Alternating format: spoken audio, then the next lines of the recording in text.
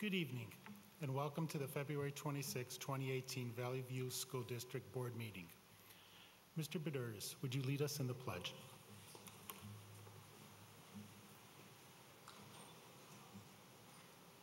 Pledge allegiance to the flag of the United States of America and to the republic for which it stands, one nation, under God, indivisible, with liberty and justice for all.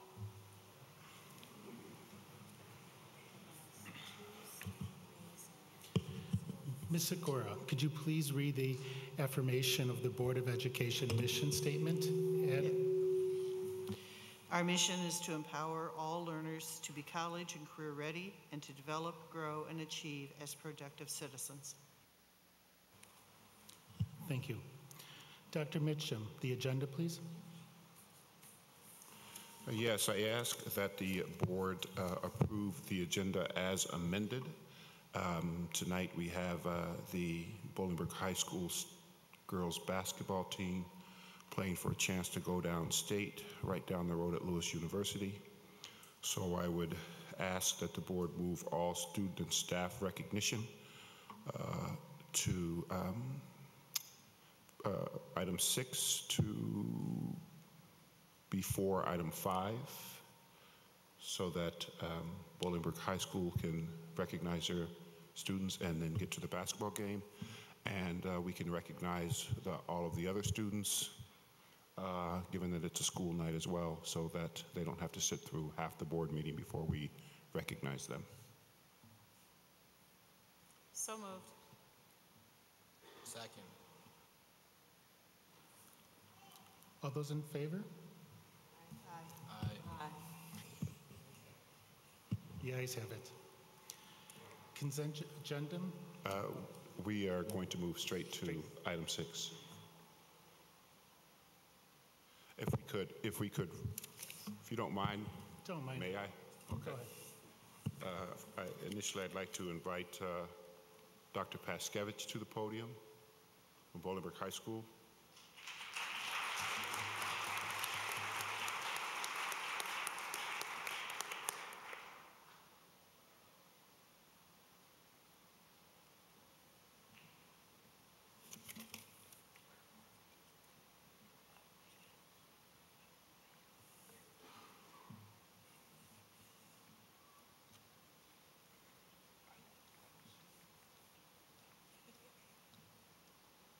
Go ahead and go to sports. Okay. Go ahead. Have Mr. Wayne come up and Mr. Acosta come on up. Alex. Board, community, friends, colleagues, tonight I have the great honor of introducing our boys bowling coach as well as one of our bowlers who happened to take second in state. Alex is a pretty flamboyant and outgoing kid, so when he was walking out of the school, I said, "Hey, you gonna win state?" He said, "Nah, maybe." And then I said, "You gonna bowl 300?" He said, "I'll try." And I said, "You gonna bowl a 900?" He goes, "I don't know." So he kind of let me down. He bowled a 787 his first series. Those of you that bowl means he averaged like, what, 262 per game for his first 3 games. And he ended up taking second in state, and I believe lost by 3 pins. So here's Mr. Wayne and Alex Acosta. Good.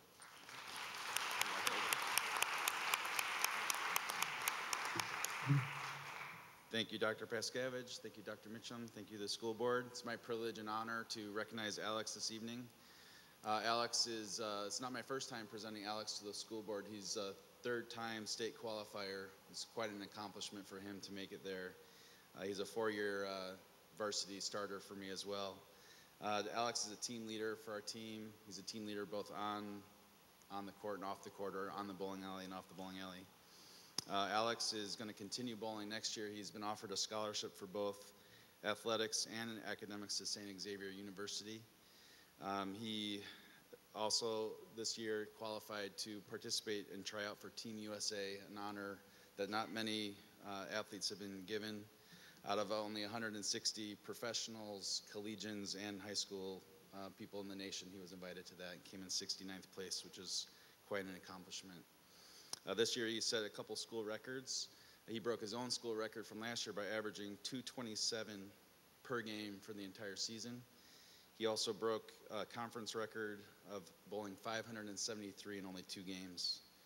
In our state finals, he came in second place at regionals, fourth at sectionals, and second place at state by only 2 pins, which was the closest finish in state history.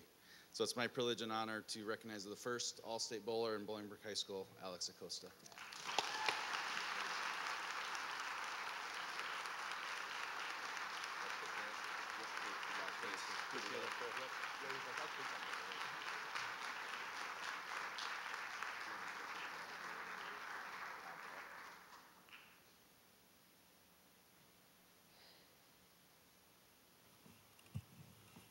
Next, I'd like to introduce Ms. Peterson for the VVSD Elementary Blue STEM Battle of the Books finalist from Oakview Library and Media Director.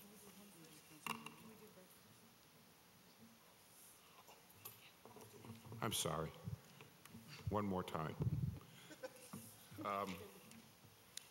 I'd like to introduce Mr. Brett Miller, who is from the Illinois Principals Association, to present publicly an award to Dr. Jason Paskevich. Good evening. My name is Brett Miller. I'm principal at Herscher Intermediate School. If you're not familiar where Herscher is, if you drive about 45 miles south of here and then blink, you drove right through it.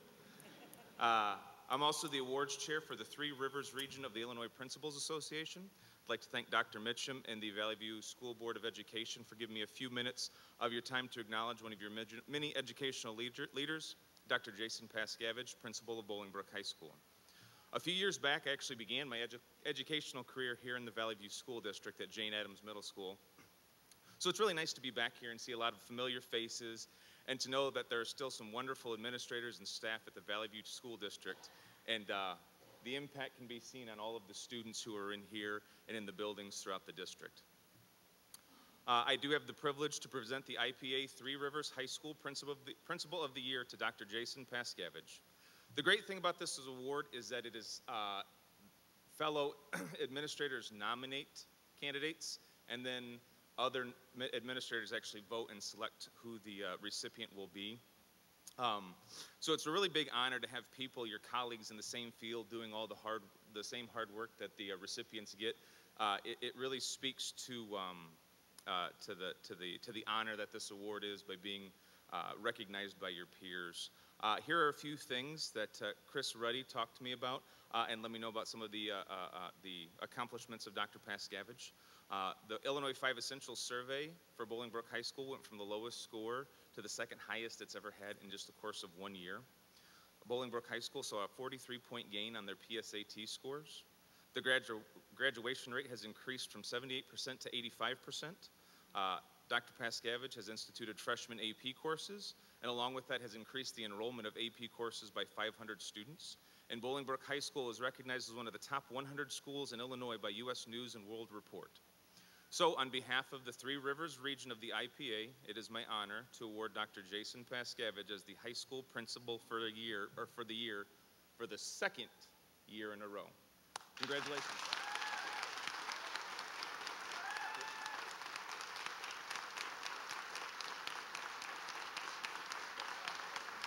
Look at that.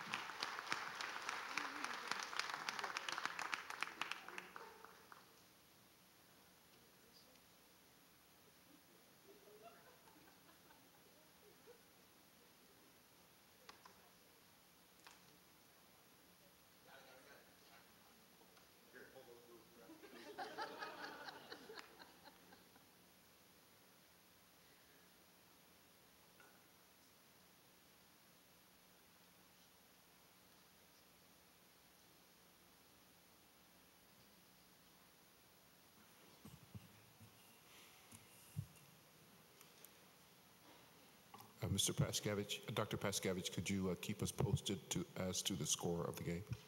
Thank you. Now I'd like to introduce Ms. Peterson, the Oakview Library Media Director, on behalf of the Blue STEM Battle of the Books finalist. Thank you, Dr. Mitchum, and thank you, School Board.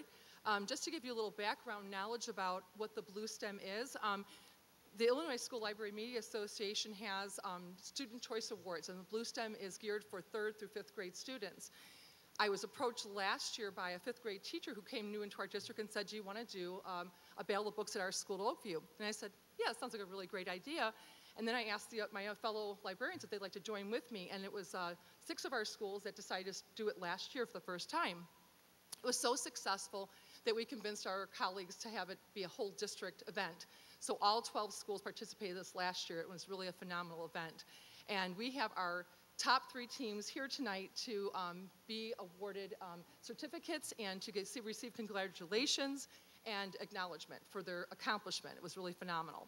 So I'm going to start with our 3rd place team, and that is Tibbetts School. And as you all know, Tibbet had disturbance this year with our library media director, Aaron Preeter, passing away. And, but valiantly, they were led by Jennifer Murray, the reading specialist in the building. Yes, right? Reading specialist, okay. Anyway, she'll tell you who she is, her position. But anyway, so she's going to come up and to announce her students who are here tonight to give them their awards. Okay, so let's give a round of applause for Jennifer.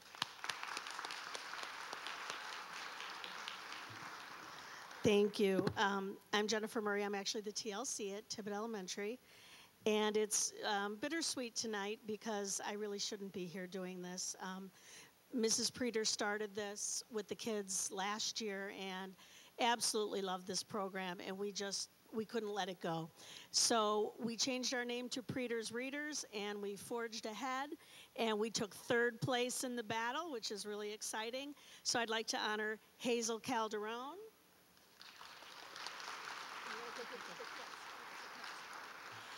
Diana Castellanos, Kylie Molyneux, Brittany Sanchez Velasquez, and unfortunately Josie Welko couldn't be here tonight, but congratulations, girls.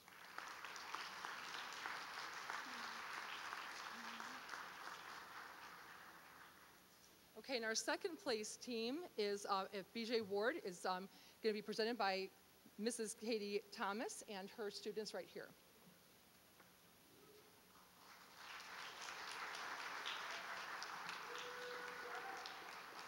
All right, thank you so much for having us tonight. I'd first like to recognize Elitzi Enriquez, Mason Curry, Santiago Garcia. Good job, Santiago. Eliza Klemick. And Sofia Jimenez.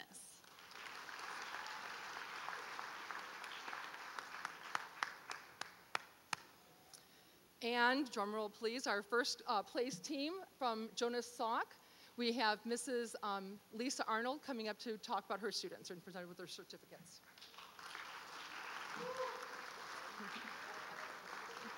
I'd like to introduce you the book ninjas. First, Miriam Segay, Brianna Stanley, Karina Choi, Zoe McCarroll, and Alyssa Park.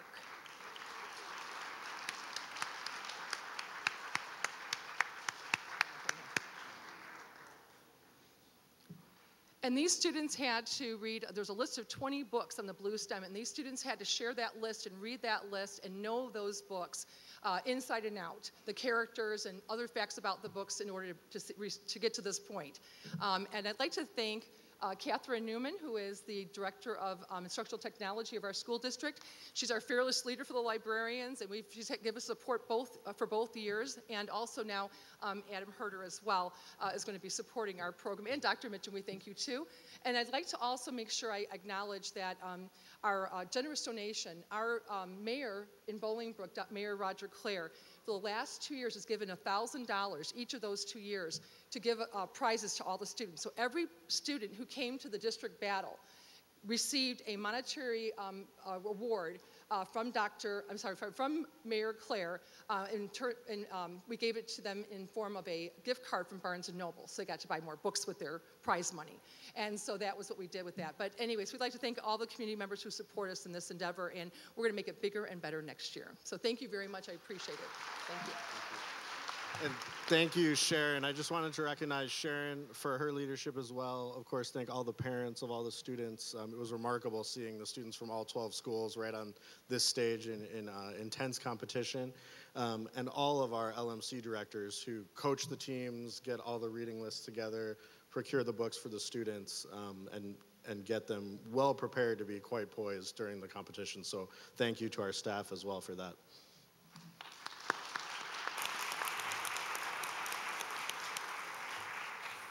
Parents for the Blue STEM readers don't feel obligated to stay for the remainder of the board meeting. You are more than welcome, but if you plan to make your exit, now would be a good time.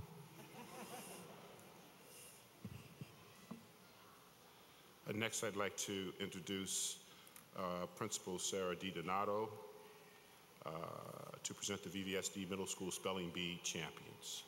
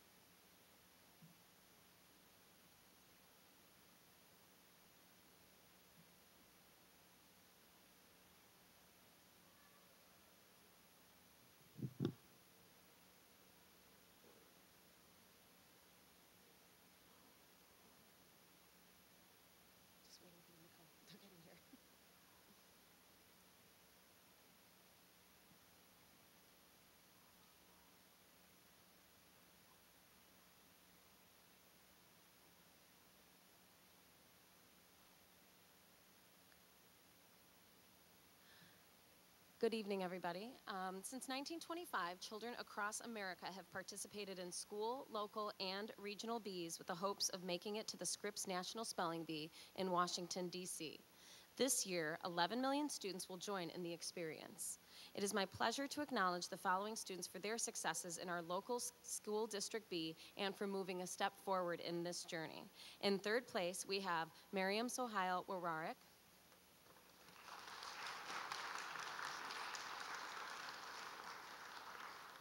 In second place, we have Camille Agunlier.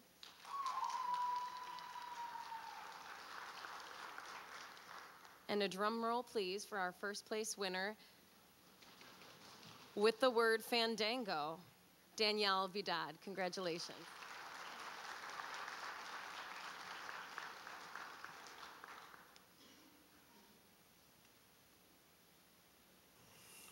Next, to present our IESA, which is the Illinois Elementary School Association Cheerleading State Finalist from Brooks Middle School, Dr.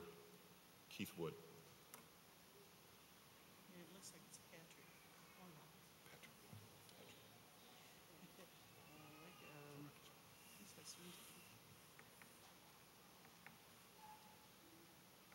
You're not Dr. Wood.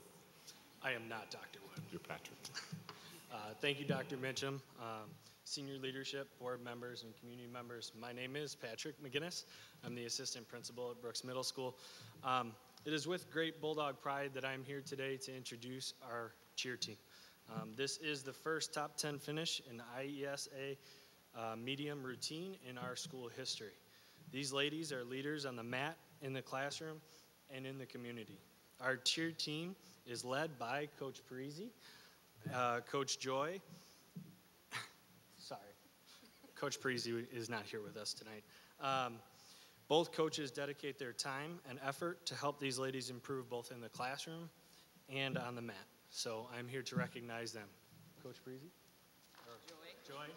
I'll get it right. You'll get it right. It's been all year. Before I give out the certificates, I just want to say that I'm extremely proud of our team. We've had several ups and downs throughout the season, a lot of injuries, but they always pull it together as a team, and it was evident as their place at state this year.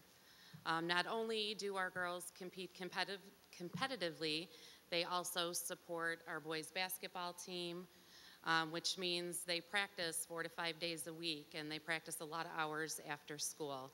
So their recognition tonight is well deserved. First, we have Joylene Bills.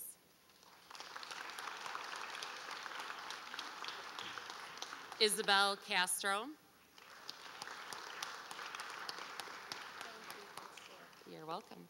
Brooke Cephas.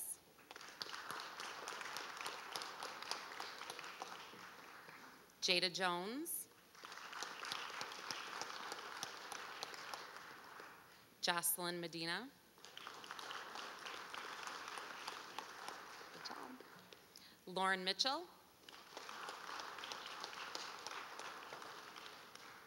Sophia Moscato. And Delaney Schaefer. Thank you.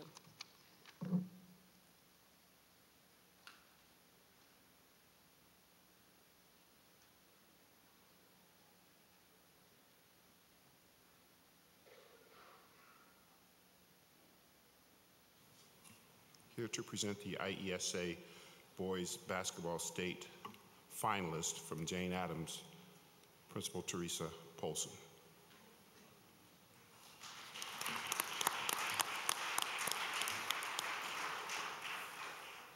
Good evening, Vice President Zach, members of the board, members of senior leadership, Dr. Mitchum, members of the community, and the Mustang family. I am Teresa Polson, the principal of Jane Addams, and on behalf of myself and Ms. Adonic, the assistant principal, it is an honor to stand before you this evening to highlight some of the most elite student athletes in the state of Illinois. It gets me excited to even say that. So not only are these gentlemen leaders on the court, but they absolutely are leaders in the classroom. These gentlemen behind me hold an average GPA of a 3.4 in the classroom, and that deserves a round of applause. It wouldn't be Mustang style without bragging about the work they do in the classroom, but the work that they did on the court and in the classroom could not have happened without the support of their families. Many of that are here tonight, our athletic director, Mr. Lebrosian, and Coach Ploger and Coach Gage, and along with the Mustang staff. Another piece that cannot be forgotten is these young men have shown nothing but being humbled student athletes to represent this district. I am honored to walk the hallways with them, and they are some of the most elite young men that I have ever seen at Jane Addams. So without further ado, Coach Ploger will introduce you.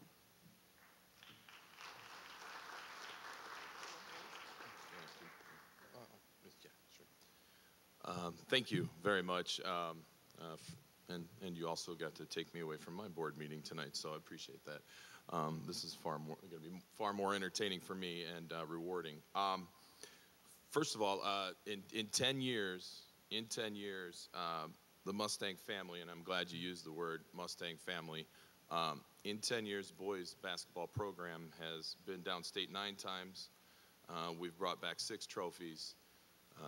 3 of those now are second place trophies, and we've gone through 3 principals, 3 athletic directors, and 2 gauges.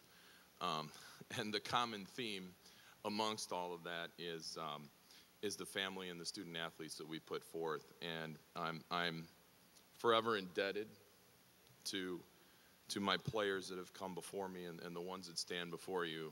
And I mean that. I'm indebted to them. And I was reminded of that because on a Thursday night, I drove down to Peoria to scout out the team that gave us the loss, that gave us 2 of those second place trophies before. And so I did my due diligence, and then as we played that team a 3rd time on their home court, the opening round in the state tournament, I told them it was about family. And they responded with what I think was the most dominant performance I've seen by any of those 9 teams on a Saturday down there. And so to all the college athletes that have gone through our halls who were tweeting about it, gentlemen, thank you, because I am forever in debt to you. And so it's my honor to introduce these fine young gentlemen to you, the board, and Dr. Mitchum. So with that, first we have up Keon Alexander.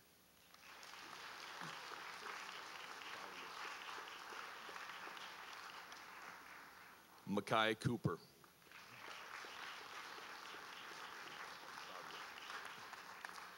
Corey Graham.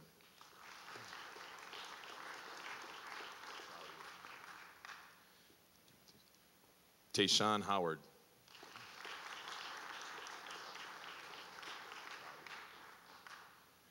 Joe Spacapanicia.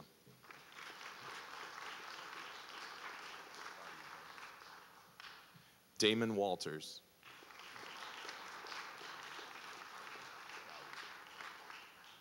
And Marcus Williams.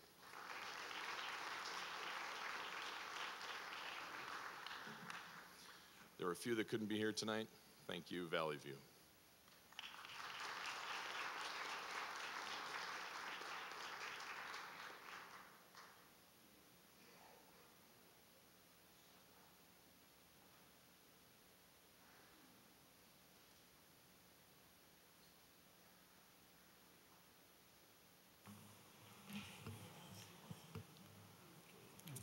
Consent agenda, and Dr. Mitchum. Thank you, Mr. Vick. I'd like to ask that the board approve consent agenda items 5.1 through 5.4. 5.1, board meeting minutes 2/12/18. 5.2, executive session meeting minutes 2/12/18. 5.3, gifts for Hermanson Elementary School, and 5.4, 2018-2019 Board of Education meeting schedule. So moved. Second. Any discussion or questions? Hearing none, seeing none, roll call vote, please. Member Buduris? Yes. Member Campbell? Yes. Member Gilbo? Yes. Member Perro? Yes. Secretary Sikora? Yes. President Pro Tem Zach? Yes. High school liaison report. Who would like to go first, Bolingbrook or Romeoville?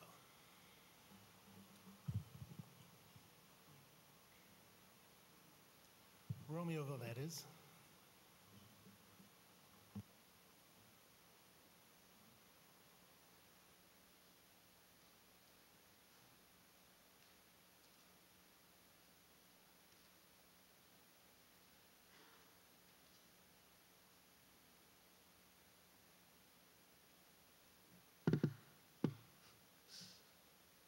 Hello and good evening, board members. My name is Christian Aranda. As the events of the last few weeks have unfolded, school safety has been on the forefront of our minds. We know and appreciate that you hold all the belief that keeping the students and staff members safe is utmost priority. And while we do fully believe that still is true, the events in Parkland have raised discussions on what more we can do. In our leadership homeroom, we have multiple open discussions on the lasting impacts we can make as a whole school.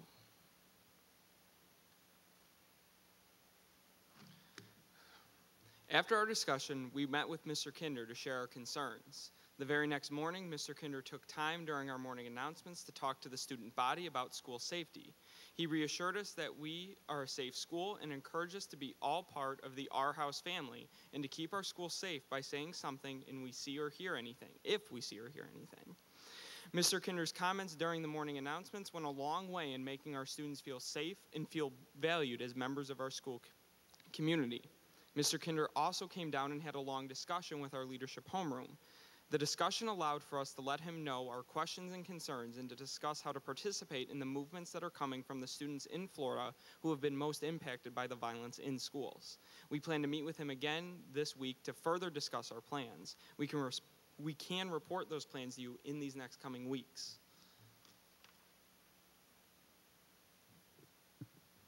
So during these discussions that we were having, a comment made that really stuck with us was when a fellow student was telling us they've been sitting in class wondering where they would hide or how they would protect themselves. After the student said this, many chimed in to tell us that they've thought the same. One of our peers came up and mentioned the ALICE program. As I'm sure you are aware, the ALICE program is a tactical training created in case of an active shooter.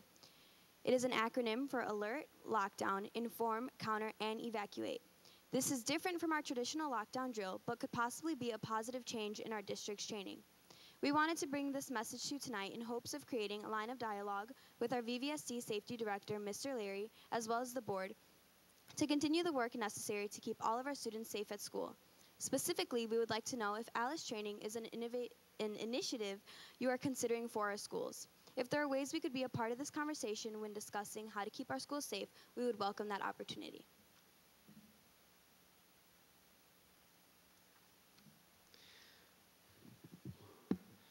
We'd also like to acknowledge and appreciate Dr. Mitchum's message on school safety and security, in which he has reiterated on our school's webpage. As we've stated, we also have been in close communications with our principal, Mr. Kinder, to be reassured of our school's safety, and we are currently in the process of brainstorming and creating ways in which we, as a whole school, staff and students, can make our school a better place and then transcend those ideas to other communities around us. Thank you for your time, and we'll see you next month. Have a great evening. In response to your question concerning ALICE, that initiative is currently under discussion with Safety Director Carter Larry, and there will be more information forthcoming. Thank you so much.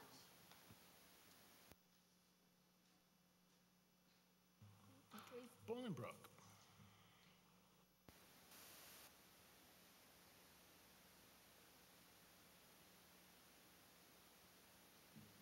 Good morning, ladies and gentlemen of the board. For Bolingbrook Sports, our starting running back, Quentin Pringle, received his second D1 offer.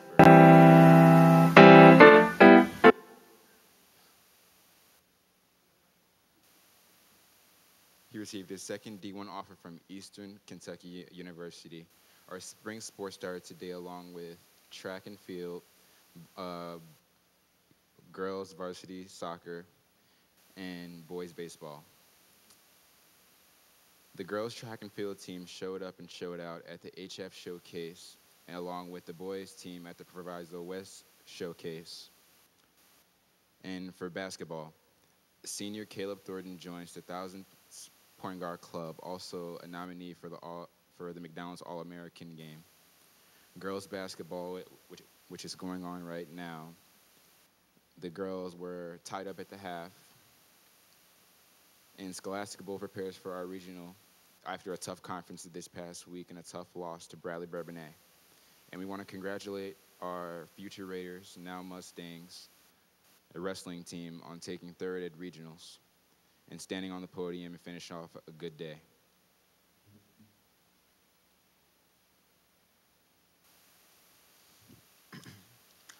Good evening, members of the board, Dr. Mitchum, along with everybody in attendance. Bolingbrook High School has been bustling since I last spoke with you all. Our Brook Theater has been working hard on our spring musical, The Little Mermaid. Be sure to buy your tickets at www.showtix4u.com. That is showtix number 4, letter U.com.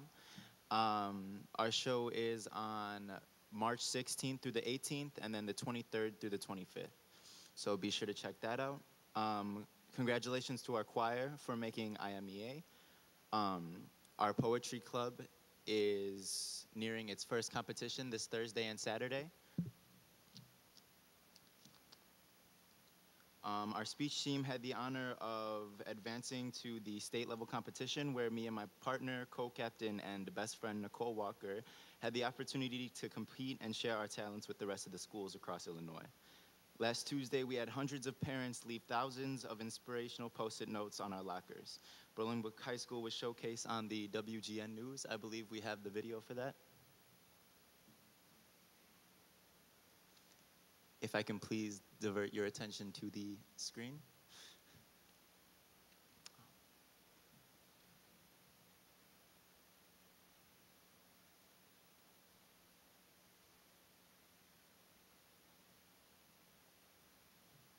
Papered the school with thousands of post-it notes with words of encouragement. The idea, the brainchild of a parent after the tragedy at Parkland, Florida. School officials and students say it's just the pick-me-up they needed. So now students walk in, they see this message on a Tuesday morning to get us through this week. So we're excited. walking around, I just noticed this one right here, where it says the future is yours. That one really resonates well with me because, especially being in Bolingbrook, our principals and all of our staff really express the importance of attending college and future education. The work began just after school ended last night. Hundreds of volunteers came in with Post-its in hand and put them on more than 4,000 lockers in just about half an hour. All right, our Raiders were ecstatic to see the thousands of unique, inspiring messages. I spoke to some of my peers asking them how they felt about the messages. Student John Francisco said it gave him the strength he needed to push him through the week. Freshman Emily Sanchez said that it was amazing to see my school do something so thoughtful and kind as this. I'm proud to be a student of Bolingbrook High School. And my AP psychology teacher, Miss Spurdy, said that she got choked up at what she had seen on that Tuesday morning. If there is anybody in attendance that did participate, on behalf of the student and staff of Bolingbrook High School, I would like to thank you from the bottom of my heart. Bolingbrook High School is continuing to take strides in truly becoming a culture and community of kindness. Thank you.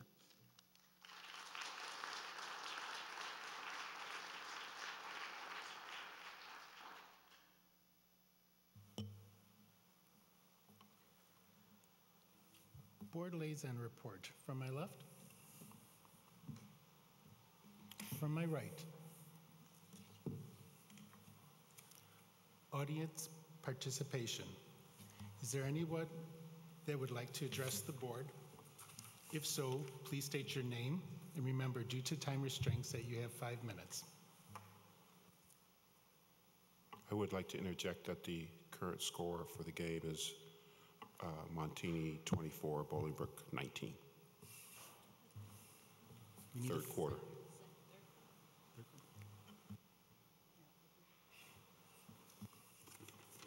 Action reports, Dr. Mitchum?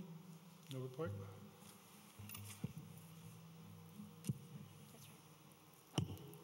No. Okay, my turn. Thank you. Action report 10.1, I'm seeking your approval this evening on the adoption of 2 courses, AP Advanced Placement Microeconomics and AP Macroeconomics. Information regarding these 2 courses, including the course descriptions, the goals, and additional information, including the units of study and the supplemental materials and required readings, is included in the action reports presented to you this evening. And in response to Board Member Sikora's questions at the last board meeting, we ensured that there was clarity and the distinction of the 2 courses. Although there is much overlap, there's definitely a different focus in terms of the macro approach versus the micro as an individual citizen and how the economy functions. So I hope that's clear. We're happy to answer any questions, and we are seeking your approval this evening. So move. Second. Any discussion or questions? Yeah, I have a question. There's an honors econ class also. There What is. what is the difference between the AP and the honors? I have member Chuck Merrick. He is our social studies core content administrator, and he could probably better answer that than I could. Thank you, Mr. Merrick. Thank you. You asked the question, what is the difference between honors econ that we currently teach and the 2 AP classes? So the honors econ gives a kind of a survey of both a little bit of micro, a little bit of macro, but doesn't necessarily go into the depth that is needed to for students to perform well on that on those AP tests. So the plan is to revamp that honors econ course a little bit and turn it into a standard level econ to offer students to take econ if they don't want to take the AP classes. Did you say it would be standard also? Is that what you just said? Yeah, we're going to run a standard econ course as well. So standard and honors? No, the honors will be replaced with the 2 AP classes. I would also like to thank Mike Grundy, he's in the back. He took about 45 minutes of his time one night to describe all the stuff to me that I didn't understand. And if you go back and look at the board docs, it will tell you that there are different chapters within that reading material that go along with the different courses and explain the difference between the 2, and one should be taken before the other. So he did an excellent job. Yeah, Mike's been with us for a decade or so, and he's been teaching econ since he started at Bolingbrook High School, and he spearheaded the writing of both curriculums and looking in. Took the initiative to go to the AP Summer Institute at Plainfield North last year in preparation, hopefully, of getting these courses approved. And, you know, he's here tonight, and if you have any more specific questions, he would probably do a better job than I would of answering those. But I thank you, because I understand you also went to him and asked that things be kind of clarified, so I appreciate absolutely, absolutely. Want to make sure every answer or question is answered. Thank you, Mr. Merrick, and thank you, Mr. Rundy. I would have called you up if I saw you hiding back there. Roll call vote, please. Member Perro? Yes. Member Gilbo? Yes. Member Campbell? Yes. Member Badouris? Yes. Secretary Sikora? Yes. President Pro Tem Zach? Yes. Thank you. Action Report 10.2, we're seeking approval this evening on the high school summer program for this summer 2018. This is the standard approval that we bring to the board on an annual basis. We are seeking the approval to cover the general high school program as well as the driver education program. The program will be offered for all of our high school students, both Bolingbrook and Romeoville High School students, and the location will be at Bolingbrook High School. The outline in terms of the dates that this will be offered is included in the report. Monday through Friday is how the program will run, and it will begin June 4th through June 22nd. It's a half-day program, 7:30 a.m. to 11:45 a.m. Students will be made aware of the offerings through a mailing that will be sent home with progress reports, and it will also be available at the school and through guidance counselors. Our guidance counselors work with our students as we monitor grade progress, as well as students' graduation plans to ensure that they are able to not only make up courses if they are requiring that they can also take courses for advancement. We will offer semester 1 and 2 course offerings, and those are determined based on review of student grade data as well as identified student needs. And again, we work with our students throughout to communicate regarding their high school plan. The tuition is $175 for current students and residents of VVSD boundaries and $205 for non-residents. Now, our driver's education program contains 2 offerings. One of those offerings has splits up the part of classroom instruction and a part 2 behind the wheel instruction. And another part B program offers that drivers behind the wheel and classroom during the summer. So there's 2 options required or available, and we do have a registration that will be held on Saturday, March 24th at Bolingbrook High School in the cafeteria. So again, this information will be included in the mailing that goes home to our families so that students and their parents are aware of this. The action report contains additional information regarding staffing, which is dependent on student enrollment, of course, as well as the budget estimated costs, which are partially to a good proportion offset by the collection of the student fee as well as state reimbursement. This program is standard to what we have ran in recent years, and I'd be happy to answer any questions you have this evening. Any questions? Hearing none, seeing none, roll call vote, please. Member Gilbo? Yes. Member Perro? Yes. Member Badouris? Yes. Member Campbell? Yes. Secretary Sikora? Yes. President Pro Tem Zach? Yes. Mr. Grisafi. One action item for you this evening. Back on January 22nd, we brought an information report regarding the lease of 115 new buses to replace 115 buses that have been in service with us for the past 5 years. We presented this for action at our last meeting, but it was tabled at the last minute to clarify and verify some of the details of the lease and also to incorporate some of the attorney comments into the final documentation, which is included in the packet tonight. With all of that being verified and double-checked, we are comfortable in asking you to consider approving Resolution 1805, the bus lease agreement with Midwest Transit, for final adoption. So moved. Second. Any discussion or questions? Hearing none, seeing none, roll call vote, please. Member Campbell? Yes. Member Badouris? Yes. Member Perro? Yes. Member Gilbo? Yes. Secretary Sikora? Yes. President Pro Tem Zach? Yes. Okay, Ms. Hawks. Thank you. This evening, we are seeking your approval for Action Report 12.1, Consolidated Action Report for Certified and Classified Personnel. We're asking for 15 items for certified personnel and 22 items for classified personnel. So moved.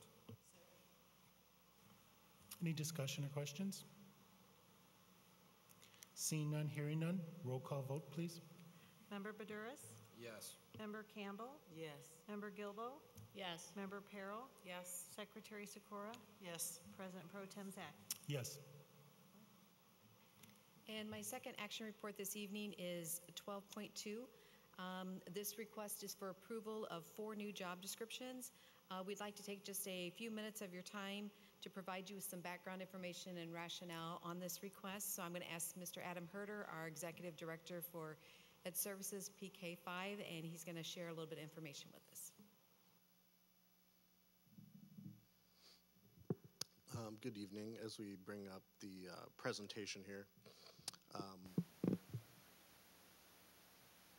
we just wanted to provide context for the job descriptions for these positions. To give some background, we currently have approximately 50 reading specialists, also known as literacy leaders, in our 12 elementary schools, both English and bilingual educators. We are going to be adjusting our model to support classroom teachers and students to a more balanced approach that would allow us to not only improve access to coaching for educators from their peers, but also allow us to intervene and enrich both in literacy and in math. Next slide, please. In terms of rationale for the adjustments, as we're all aware, we want to work within our strategic plan in terms of improving outcomes in the district. We have goals that prioritize a variety of areas that obviously focus on several subject areas. We also talked to our educators, wide sampling, asking what supports were necessary. And some of the voice that we heard were the benefits of coaching from our current teaching and learning coaches that we have in the schools, as long as interest and support for not just literacy, but also math, and support for enrichment as well as intervention for students. And we heard voice from our reading specialists as well that the reading recovery intervention program for early literacy was a solid option for our district to pursue. We also, like everything we do, looked at our research on these items to make sure that the system where we are transitioning to allows us to support educators more broadly on all content areas. And we have educators here tonight to sort of give you a picture of that voice specifically. Next slide, please. So just so you have the context for those positions, this is what is being would be posted for hiring. You can see that we're posting as many, if not more, positions than the existing reading specialist positions, and would anticipate all of those staff members as internal candidates for these positions. 13 of those jobs would relate to the Reading Recovery Program, which is an early literacy intervention program. 20 would be spread across all 12 schools to enrich and intervene both in math and reading. We'd also be able to increase the number of teaching and learning coaches in our schools. And then we have talked here, previously approved was the position for a learning environment coordinator, an LEC, that is in some of the schools now, and then would become universal in all the elementary schools by adding 7 more positions, and then 1 position, a community schools coordinator, along with the community schools initiative that the district is also pursuing in conjunction with the strategic plan. Next slide, please. So just a brief description, what we wanted to focus on tonight, specifically the jobs of teaching and learning coach. There are 12 currently in place, 1 at each of our elementary schools. We'd like to expand that by adding nearly double that number to allow for more coaching opportunities for our educators. And then on the next slide, there's a description of the intervention and enrichment coordinator positions, as well as the reading recovery positions. And so I wanted to introduce some of our educators who not only have given us some of this voice for this adjustment, but day to day understand the benefits of these and can articulate them really and specifically how they support student learning. So first, we're going to talk about the teaching and learning coaching position, and Jen Duffy and Dominique Villalobos from RC Hill are here to talk about the teaching and learning coach. Sorry. Good evening. My name is Jennifer Duffy. I am a teaching and learning coach and have been for the past 2 years at RC Hill. In this role, I am able to directly impact teachers and students. Personally, I continually receive positive feedback about my instructional coaching support. More coaches will provide more support for students and staff. One of the teachers that I work directly with is Dominique Villalobos, who can speak to that. Good evening, Dr. Mitchum and board. My name is Dominique Villalobos. I'm a 4th grade teacher at RC Hill. Coaching has been such a valuable tool for me this school year. Jen and I have worked on targeting my teaching practices, strategies that I need in order to improve my teaching. I received instant feedback, reflective conversations, and have had many guiding conversations about my teaching. We've had in-depth conversations on my teacher clarity, targets, success criteria, my learning tasks, and if they're linked to my targets and my success criteria for my students. We've also talked about many ways in which my current students, the best ways in which my current students are able to learn. We're also able to plan together, discuss our learning tasks, formative assessments. We link my current student data to help with all student achievement. The biggest part of and positive outcome I've had on this is refining my teacher practice in order for me to gain clarity for my teaching. Thank you very much for being here and for sharing that voice. The idea behind increasing coaching opportunities is to balance our model both between pulling students out for small group instruction and interventions when needed, either for an intervention or an enrichment, but at the same time focusing on our core instruction that reaches every student every minute of the day. And that's where this model would balance our ability to intervene directly with smaller groups or individual students, but also better prepare all educators with more opportunities for coaching. Next, I want to introduce Amy Paris, who is the Director of Literacy for pre-K through 5, to discuss our reading recovery positions. Good evening. As a former reading recovery teacher, it's my pleasure to talk about this very powerful and impactful program that we're hoping that you will help us bring. One of the major perks that we will see if we adopt this program is that we will become an official partner with National Louis University.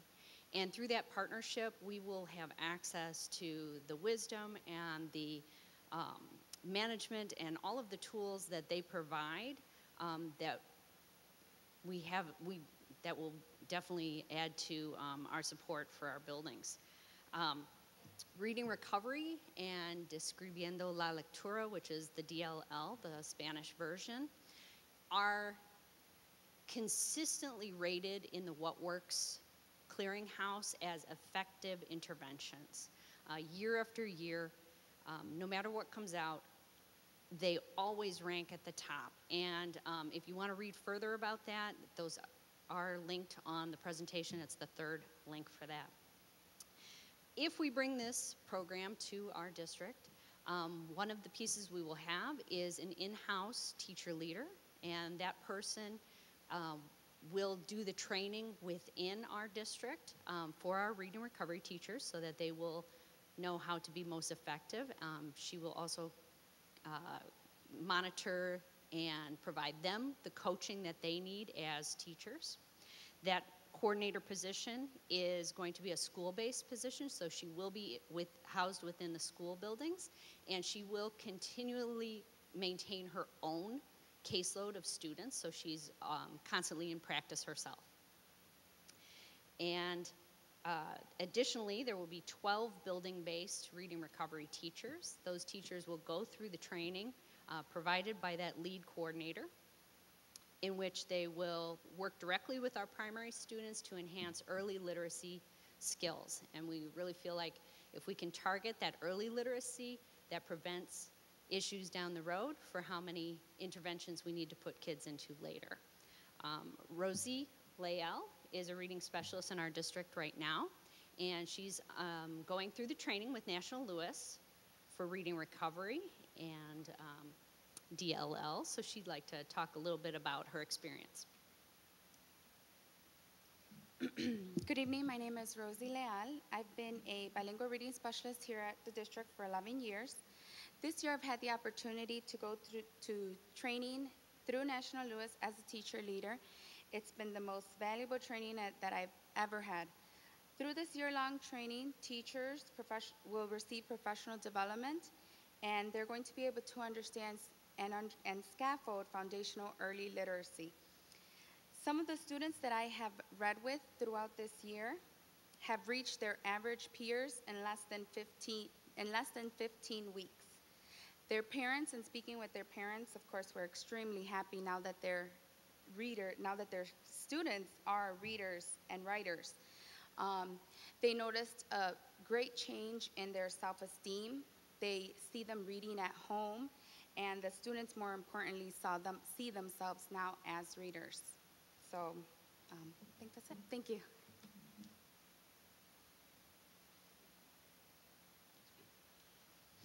Thank you. And when Dr. Paris refers to the What Works Clearinghouse, it's a research base of intervention programs where they rate studies on different intervention programs, and reading recovery is consistently rated as one of, if not the most impactful in reversing a slide in the early literacy development of students. And that's why, while we want to put universal coaching supports in place, we also want to make sure we're targeted with the best programs to address students who need support immediately early on in their career.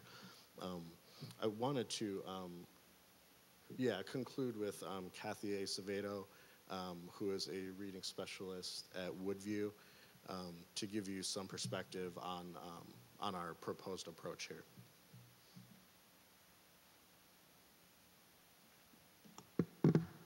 Hi, as he said, my name is Kathy Acevedo. I have been a reading specialist for 4 years at Woodview, and prior to that, I was a 4th grade teacher there. From a reading specialist's point of view, I see the need for that balance between targeted interventions and that coaching support for teachers and students. With this change, we will have the balance we need to support the students and the teachers. I personally, as a reading specialist, even though change is involved, am excited about what this will mean for meeting all of the students' needs. Thank you. Thank you very much to the staff who came out tonight to share your input, and I'm available to take any questions at this time. I have a couple questions. Yeah. As I watch Bill Mayer sitting over there going, when do I get to get up here? But anyway, first of all, have we had any information about this before? I mean, we're acting on it, but did we ever have the informational report so that we could look this over and talk about it beforehand? For the job descriptions, because of the timing and with the staffing that is going to be taking place for next school year, we are requesting that you waive the first reading for the job descriptions and approve them tonight, is what the recommendation is. Okay, and I'll ask my other questions. What's the difference between a reading coach and a reading specialist? To me, a coach is that guy out on the football field, so what's the difference between them? So in terms of our approach, we currently have teaching and learning coaches in the schools, one in each elementary school, and that's what Jen Duffy and Dominique Villalobos were describing. Those coaches focus in any content area and in any area of professional practice. Right now, we have reading specialists who intervene by either working with groups of students. We also have reading specialists who have worked directly with classroom teachers in a quasi-coaching model. And seeing the benefit of that has led us even further down this path to want to expand coaching opportunities, but not just in the realm of literacy specifically, to add another layer of coaching support similar to what Jen Duffy does now, but more than one in each building. Okay, there are 52 positions open, right? Yeah. Is that what I read? So will these people only help teachers, or do they go in the classroom and help children also? Great question. So of those 52 positions, the answer is varied. So a teaching and learning coach works directly with their peers to coach them on their practice. They also do potentially teach next to their peers in a classroom, working with students, like modeling instruction in a classroom. The other positions, in terms of intervention and enrichment coordinators, the read and recovery positions, those positions work directly with students in terms of delivering instruction to students. Are the coaches similar to the instructional specialists that are at the junior high level? There are some similarities, but there are some differences as well. But it does vary on the role, but they do work, both of them do work directly with teachers in reflecting on instructional practices and in continuing to build upon instructional practices. Okay. Will the training, because we have these specialists, will the training take place during the day instead of these teachers have to be taken out of the classroom to have the training done? So the plan for training, unique to each of these positions, would be summer paid training would be part of that to avoid disruption to instruction, as well as those teachers who would be in that reading recovery cohort being taught by our local leader here, but through National Lewis essentially. That would take place during essentially like what would be the equivalent of like release time. At a middle school level during the school day. So it's not an additional burden on the teachers to like take an additional course load. It would be like professional development that we deliver for anything else during like. No, and the goal is for the people to be with students and with teachers working as much as possible. So initially there's definitely a learning curve in terms of training that needs to be provided, but the goal is for students to be in front of these experts once they're trained, certainly.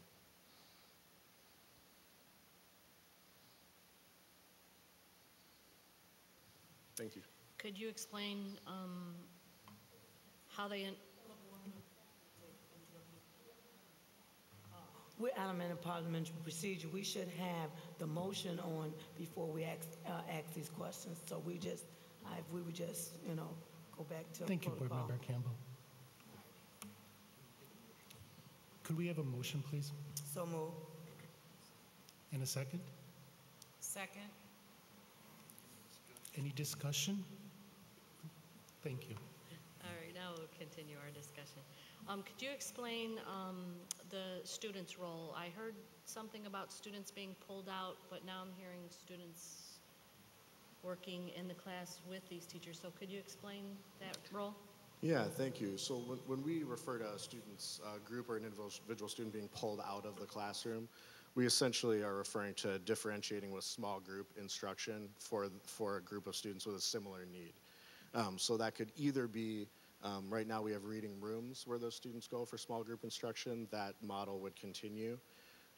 Or an interventionist would be in the classroom with a small group of students, perhaps like off to the side at a side table. It just allows us flexibility where they receive the full lesson, the universal instruction, but also this additional enrichment or intervention, potentially in a small group or individual one-on-one setting. So what do they miss when they do this? So right now we have this same model, both in terms of in literacy. There's a whole group lesson that's the core program, and then what else happens in the classroom is differentiated. Perhaps like they're rotating around centers around the classroom with different activities at different tables. One of the centers for those students could be to just be pulled out for that small group instruction. So they don't get like pulled out during math time or science time or things like that for the interventions. It happens in connection with their core literacy instruction.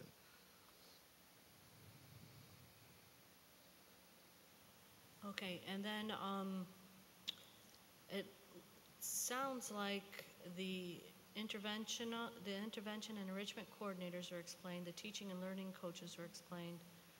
I guess the reading recovery lead coordinator, it sounded like one was going to be at each building. Was that them? But I only see one of them. And then I see there's 12 reading recovery DLL coordinators, which possibly one at each school? Yeah, thank you. To clarify, the 12 reading recovery / DLL coordinators will be applied actually at 6 schools. We're chose the schools based both on need in terms of socioeconomic status of the students, but also the literacy data outcomes of those students.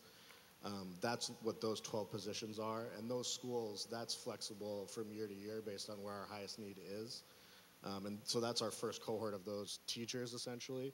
The one position, the lead coordinator for reading recovery, is this person who is essentially training that group of 12 through the program at National Louis. That person is trained through National Louis to then essentially act as an instructor for the others. And it's a model that is Reading Recovery, the Reading Recovery Center for the Midwest is at National Louis. That's the model they suggest, is actually having an internal district person who is a lead trained person, not only as a coach for those folks, but they also maintain their own group of students and lead professional development even more broadly in early literacy. And so that's the distinction between the 12 positions who would be just like doing interventions, and then this one lead person who's also doing interventions, but is still a peer. It's not an administrative position, but is able to bring the program with fidelity to our district. Okay, and then it says 11 additional and 7 additional. So we already have, I know we have some coaches. The learning environment coordinators are, can you explain that? So currently there are 5 learning environment coordinators in 5 different elementary schools. The plan is to have 1 in each school, and we had discussed those previously. That role is similar to a coach in the sense that they can support meeting students' social emotional needs and having environments that are responsive to students' needs and also trauma sensitive for students that have additional needs in addition to sort of the core academics we discuss. Yet they also perform crisis response essentially. So when students are having like extreme difficulty functioning in the classroom, directly teaching those skills and or removing students for like recalibration breaks, things like that. So those 5 current staff members in the buildings we're having great success with so far. And we would like to make sure that support exists in all 12 buildings. So that's the 7 additional spots. So 5 currently, 7 additional. And then the coaches, we have 12 coaches, 1 in each elementary school currently. The proposal for 11 more is to add another coach to double the number at every school, except for Woodview, which has supports that will also cover some coaching pieces, but because of a smaller staff, we wanted to allocate the numbers accordingly. Okay, and then I have to ask about the community, the role of the community schools coordinator. Yes. We actually have an upcoming information report this evening that specific to Goal 4 of our strategic plan, and the Community Schools Initiative is contained in that, and so we can answer any questions now, but we can give the broader context in that information report. So Lisa Allen is our Director of Student Supports, and so she can come on up and share with us if you'd like.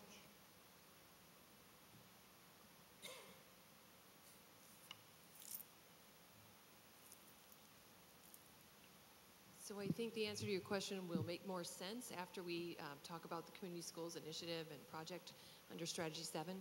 But essentially, a Community Schools Site Coordinator is a staff member who helps coordinate and connect the community services from many providers that we have here tonight, and then also others, and the families in need. So it's a direct connection, working with building, admin, and related service staff, and then our community partners to make those connections and connect the services, not just hand them a piece of paper that says, here's where you can go for these things, but actually makes the phone calls, brings the services into our schools, and makes those connections live and real. Thank you, Lisa. Looks like there's no more questions, so we can have a roll call vote, please. Member Perro? Yes. Member Gilbo?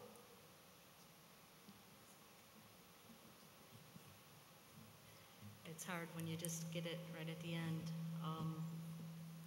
I guess my only concern, I know the coaches do a great job in the schools, and it's really supporting to the teachers and the students. I just have a little bit of concern of having a lot of coordinators for a lot of things. It looks like a lot of these students are going to be, I mean, a lot of these teachers are going to be teaching while they're doing it. So I think I'm going to say yes. Thank you. Member Campbell? Yes. Member Badouris? Yes. Secretary Sikora? Yes, but I do ask that we have more time next time possibly for this. Thank you. And President Pro Tem Zach? Yes. Superintendent's Information Report, Mr. Grisafi. Just wanted to bring your attention the plans for replacing the outdoor grandstand located at Brooks Middle School. It is original to the school when it was used back as a high school. With the conversion of the facility to the middle school in 2004, it's used primarily now for middle school PE, track meets, soccer games, and school events, none of which really demand a large grandstand structure. Not to mention that the configuration does not meet current code standards. The plan would be to demolish the existing grandstand, remove the foundation piers, and replace with a new aluminum bleacher with a capacity for 374 spectators. That would be sized to meet the needs of a middle school, would meet all applicable building codes, and also include handicap accessible seating, as well as a viewing platform included for meets and games. Our intent would be to obtain bids in March and bring an action report with project costs and recommendation for approval at a subsequent board meeting, with the goal of beginning construction this summer and completion before school begins next school year. Funding for the project has been included in the operations and maintenance portion of our overall 2018 budget. Thank you. Ms. Kinder?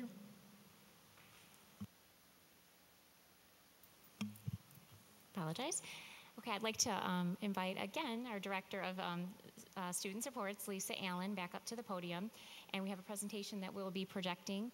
Tonight, Lisa's going to share some highlights of all the wonderful work that she is partnering with many individuals on the teams to bring our vision for student supports to life in the district. So you just heard a lot of information about planning in terms of how we are supporting students academically at the elementary level and supporting instruction and also intervention and enrichment. And our vision in the district is to hold high expectations and collaborative supports to ensure academic and social emotional success for all of our students. So specific to that, we have a goal 4 of our strategic plan to advance partnerships with families and the community to achieve our mission and vision. So Lisa spearheads the Strategy 7 action team that focuses on engaging community members, businesses, and organizations as partners in providing this collaborative support for all of our learners and our families. So Lisa is going to share some information with you on some of the key initiatives that are taking place with many of those partners and many of them who I see in the audience with us this evening. So Lisa. Thank you. So thank you for having me tonight to talk about this exciting project. We're very, very excited and have a lot of community buy-in and just a lot of good positive energy going our way with these initiatives. The Strategy 7 verbiage that you see in front of you commits us as Valley View educators to partnering with community members, businesses, and organizations to improve student learning. And our Strategy 7 team includes community partners and Valley View staff that I'd like to recognize tonight. So when I call your name, if you would please stand and remain standing so we can recognize you all. Of course, my partners in crime from the district side, we have Greg Harris, Kathy Batistich, and Jim Blaney is also on our team, as well as I believe Dave Richards is in the back. From DuPage Township up in front, and go ahead and stand, Kathy, so our guests will stand too. Thank you. So from DuPage Township up in front, we have Ken Burgess, Bill Mayer, Lisa Benford. We have from Guiding Lights, Sue Gloss. From Community Service Council, Bob Kalnicki. From Heart Haven Outreach, we have Ryan Lawrence. Heart Organization, we might have Dr. Ingram here, I'm not sure, I didn't see him come in. And from our Junior Stars community group, we have Selena Jones here. So thank you to you guys. If we could give them a round of applause, I appreciate it. Thank you so much. It will take hours for me to describe to you what all those people I just recognized have committed in terms of time and resources to our students, but we're very happy to be partnering with them. So essentially tonight we'd like to quickly explain to you the Strategy 7 team's work. We recognized early on the need to connect families and students to the resources available. We have families and students in need. We have a plethora of community resources. What we need to do is provide the mechanism to connect to them. And the model that we agreed to pursue to help us do that is the community schools model. So why community schools? If a child comes to school sick, tired, or hungry, they cannot learn. If a child comes to school worried about immigration, unemployment, or violence, they cannot learn. If a child's family does not have the information, resources, or stability to support them, they struggle to learn. So schools must address these obstacles and assist families in connecting to adequate supports so all of our students can reach their full potential. So what does a community school look like? All right, let's hope this video works. If not, you'll have to, watch it on your own. But we're a high-tech district, so here we go.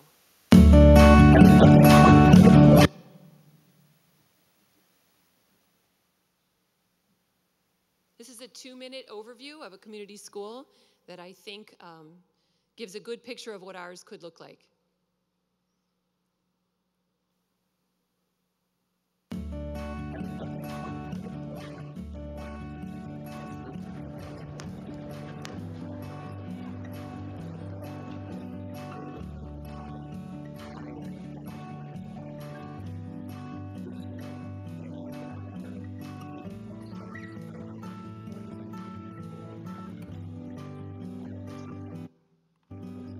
We got everybody?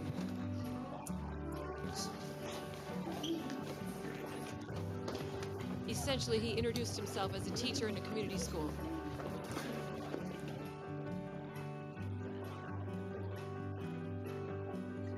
Do we have audio?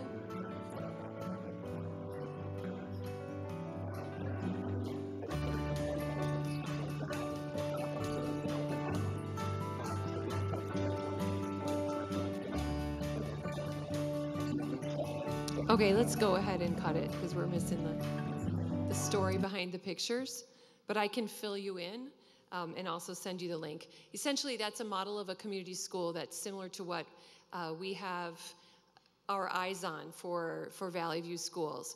In that, in the school where the gentleman works who was speaking, they do have many community services who have space in their building. And so families can come to the building, a building where they already have trusted relationships and are close to geographically and come to for other important family events. They can access housing specialists, housing counseling through their schools. They can access physical health services, mental health services. That school even has a dentist in it. So these are some of the things you're going to see about as we are just making our initial phases into community schools. So I'll continue. Apologies for the video. Here are some of the proven results. You might be thinking that sounds nice, but what does it have to do with education? This slide highlights the proven educational outcomes that align with our mission and vision and can be achieved through community schools. The Strategy 7 team utilized a variety of resources to determine need within our families and students. We utilized the report, 2017 report from the MAP Collaborative, which I have some books I'll pass out to you. Shelley, if you'd pass those down. Thank you. And out of the MAP report come the two areas of need highlighted on the right-hand side of this slide. In addition, the Strategy 7 team looked at school report card data. We listened to principal voice and staff voice, and the two items on the left side came from our school report card data. We believe that some of these stats can be completely eradicated through the partnerships made available by community schools. So this next slide is really the graphic that sums up our project. Community schools build the systems through which student and family needs can be met, so students are able to reach their learning potential and educators can focus on teaching and learning. On our schoolhouse graphic, you'll see each of the priority areas that we've identified. We feel if we meet these needs for our families, we can change the trajectory of success for all of our students as they see a network of adults committed to their health, well-being, and education.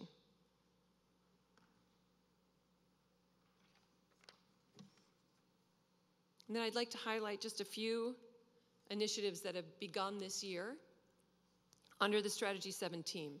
The first is the Valley View Hartgrove Counseling Center at Woodview Elementary School. This is a partnership between Hartgrove Hospital, which is a behavioral health hospital out of Chicago, that has opened a satellite location at Woodview Elementary School and will provide counseling services to Woodview families and students during school hours, utilizing an office in the front office area. Our goal and vision for this partnership is that through Hartgrove, we will be able to service all the counseling needs for our students and families. Advantages that are coming to us here are we are not processing any paperwork, we are not paying any bills, they are fully accept Medicaid and all other insurance types, and they have psychiatrists on staff to manage medication for our students, which is a high need. Currently, our students who struggle with transportation and their parents, due to work hours, struggle to meet doctor's office hours. They're going to Joliet, all the way to Joliet, to receive these needs now. And if we can meet some of these needs in our schools, we feel that our students will be able to access education and come to school ready to learn. So it's a really exciting partnership for us, I gotta tell you. The next thing I'd like to highlight is the Valley View Homeless Prevention Program, which is currently under review by the state of Illinois. It is the first program of its kind to be submitted by a school district, and we're very excited. Kathy's going to a conference later this week that will be highlighting McKinney-Vento programming, and this is a brand new McKinney-Vento initiative. Essentially, it allows us to identify families prior to their becoming homeless and prior to their students needing to be transported from town to town to get back to our schools every day. Some of these students spend over an hour in a taxi or on a bus to get back to their home school, and we feel that by diverting resources and in partnership with Community Service Council and Will County Center for Concerns, we can step in and avoid some of these families becoming homeless in the first place. So again, very exciting. Next is our DuPage Township Mobile Family Nights, where we have identified 5 schools to partner with DuPage Township and host mobile, basically resource nights, where each principal has identified the needs of their building and their family community and asked and partnered with Bill and his team to bring in services to meet those needs. So we have one school partnering this with the chili cook-off, one with a family movie night, and they're bringing in food, services, clothes, haircuts, counseling, and we're bringing a representative from our Hartgrove Clinic as well to sign up families who might be in need of counseling services. Probably the first partnership that we started off the year with here was the partnership with the VNA, which is with Romeoville High School. It's serving the needs of students on site. These are physical health needs, not mental health needs. And this is helping us to eliminate the need to exclude students due to lack of immunizations. So we're already in plans to immunize 11th graders going into 12th grade so that there will not be any 12th graders next fall come October 15th exclusion date who need to be sent home from school. We are replicating these efforts, even though we don't have the VNA for BHS, we're replicating these efforts through Will County Mental or Health Service. Finally, just to remind you, we're in the initial phases of all Strategy 7 planning and look forward to bringing you future updates, and right now look forward to answering any questions you may have. I don't have any questions, but great idea, because we have so many needs, and those social emotional needs must be met in order for a child to learn. So hats off. Thank you. Thank you. I think this is phenomenal that we're working with communities and providing all of these services. This is really great. I do have a few concerns though, because I used to do building usage. And I know at the high schools, most of the time the building's being used for something. And that's a little difficult, I would think, in some instances. So I would just hope that when this is being worked out, well, right now the students have top priority for the building to use it for the needs of what they're doing now. And I do know when communities come in, if somebody from the community wants to use the building, they're usually charged some type of a fee also for lights and gas and and then there's the parking issue too. I'm just hoping that all of that is worked out and that the students, if they need to use the building, that they can still continue to do that, though we're still helping the community in the long run also. Thank you. And just for clarification, community schools is a bit misleading in the fact that. No, go ahead. I'm sorry. In the fact that it sounds like we're providing services to the community, and essentially what we're doing is bringing the community into the schools so that we can service the needs of the kids. So everything is focused around our Valley View students and our Valley View families. Thanks for helping me clarify that. Yeah. So through existing school events, for example, we provide that opportunity for families to connect to the many resources that are existing in our community, but we make it easier for the families to find them, and we make it easier for the partners to find the families. So it's not that they're all renting space in our buildings at different times. We are finding one venue or multiple venues to connect with families. Yeah, I think that is great that we're doing that. Just I know that there's not a whole lot of room in some of the buildings, so hopefully that's taken into consideration, I guess is my point. I would like to say thank you for those communities, those guys out there. We do appreciate all this, and I think a lot of these kids need the help that you guys are offering. I appreciate it.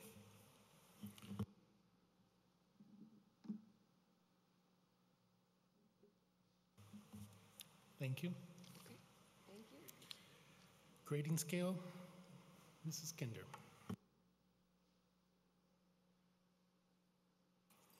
Thank you, Lisa, and thank you again for everyone for your attendance this evening and for your ongoing partnerships. Okay, my final information report this evening is 13.3, grading scale revision. This is relevant for our high school students. This is an addendum to a previously approved board policy on October 22nd, 2012. And it's to make a minor adjustment to the grading scale to adjust the quality points awarded to grades of C- and below for honors and AP courses. So it's kind of a technicality in the grading scale, but we think it's very important to officially correct this and get this approved by the board. So students enrolled in honors and AP courses are exposed to and engage in much more rigorous content than standard or non-AP courses. Their work in these courses extends beyond the school day and many times allows them to receive college credit through AP courses. Students are at a significant advantage to take honors and AP courses and should not be penalized for taking on a challenge of a rigorous content with lower quality points. So quality points refers to the amount of points that are awarded when a student earns a particular grade in the course and how that factors into the student's GPA. So in the action report, the information report that is provided, you see the adjustment. Those changes are noted in red.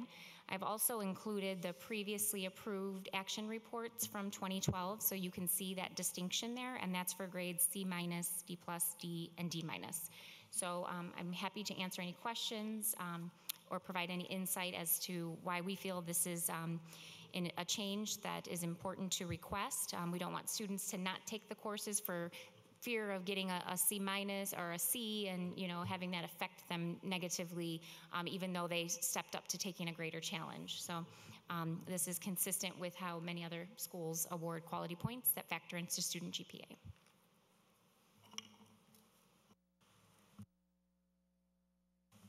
Thank you. Legal service, any report? No report. AFT, any report? Valley View Council, any report? Valley View Office Personnel Council, they emailed in, no report.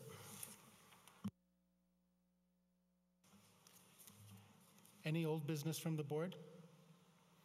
Any new business from the board? Any questions from the public on any action that was taken tonight? Any announcements from the board? Just remember that the Valley View Educational Enrichment Dinner is this Friday night, and hope to see everybody there. And to piggyback on what Debbie said, I want to thank the schools that did donate baskets for the auction. You guys outdid yourselves this year. Thank you very much. Also, this March 1st through the 4th, Romeoville High School is putting on their spring musical, The Wiz, and March 16th through 18th and the 23rd and 24th, Bolingbrook High School is putting on their spring musical, The Little Mermaid.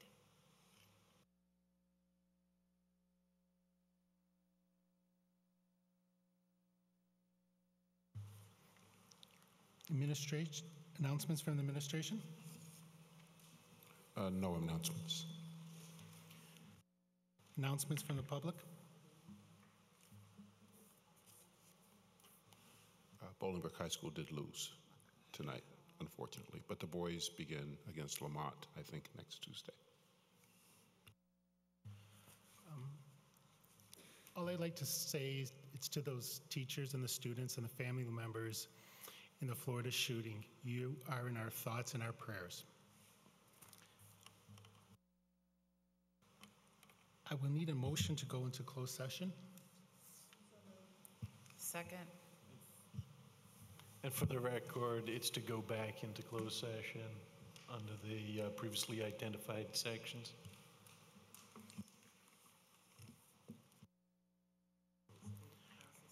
Roll call vote, please. Member Baduris? Yes. Member Campbell? Yes. Member Gilbo? Yes. Member Perro? Yes. Secretary Sikora? Yes. President Pro Tem Zach? Yes. I'd like to make one more announcement. There won't be any more actions after we get out of closed session. Thank you. Have a good evening.